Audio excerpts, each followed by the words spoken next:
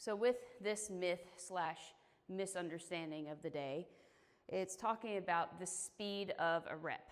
And so there are, of course, the fast speeds, there's a slow speed, and then there's somewhere in the middle where you can kind of mix the two.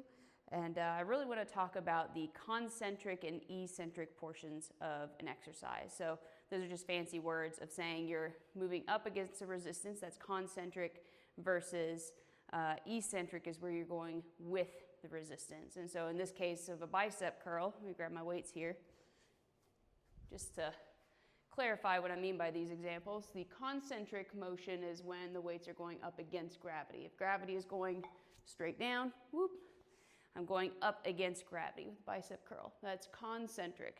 Eccentric is when I'm lowering the weights down with gravity. And so I can use those two sections of movement to kind of play around with some muscle growth and different challenges and that sort of thing.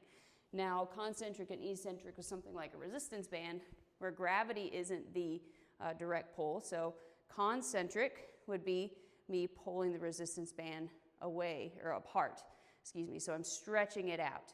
So now the resistance is trying to pull me back in.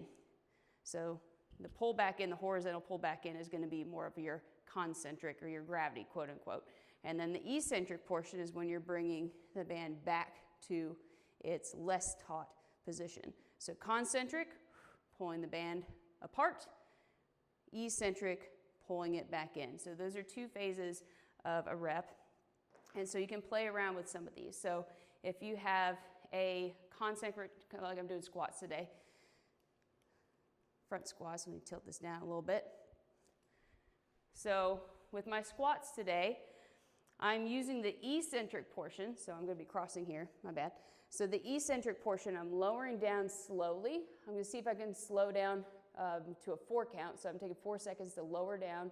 I'll pause at the bottom for 2 seconds, and then I'll raise up a little bit faster, so about 2 seconds.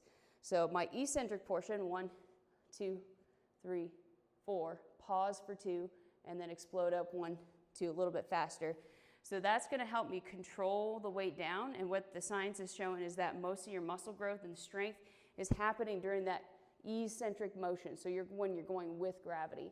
What I see a lot with clients, and this isn't everybody, but I have to coach my clients if they don't have a lot of exercise experience or they've had a lot of injuries and that kind of thing, I see them dropping down and exploding up. There's a place for that. I'm not against that by any means, but for beginners that don't have a lot of muscle control, their technique is a little sloppy, I really like slowing it down. So that way they can feel where their technique is breaking down, and then they can control it a little bit better on the way back up. So they're actually gaining strength through that full range of motion, and then they can explode it. Once they get better at that, then you can do more of the faster things because you're less likely to get injured. So I do this for myself. Whenever I start a new program, I start with those nice, slow, controlled movements. The eccentric portion is very much emphasized. And then the concentric portion is still a couple of seconds, but I'm still in control. But then as I start to get more into power, so like next month, that's going to be it for me. I'm going to have more power, more explosiveness. That eccentric portion is very quick, so I can explode off.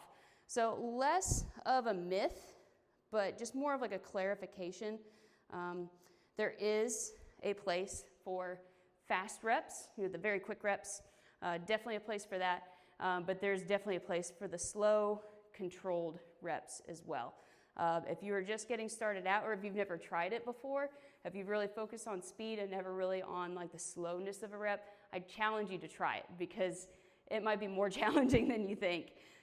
Yoga is one of those where it's very slow, very controlled, and honestly, that's been the hardest thing I've ever done, is being able to slow down the rep, staying with it, staying connected. But man, oh man, I could tell a huge difference in my strength. So I challenge you to do that. If you've never explored with slow, controlled reps before, give that a shot. But also the opposite. So for me, I like the slow and controlled. My body is built more for that. So I need to play around with more of those faster reps. So I need to challenge my body in that way too. So they both have a place and they both need to be trained.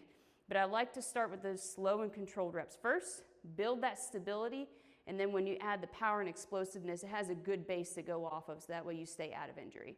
So that is your fitness myth slash just misunderstanding for today.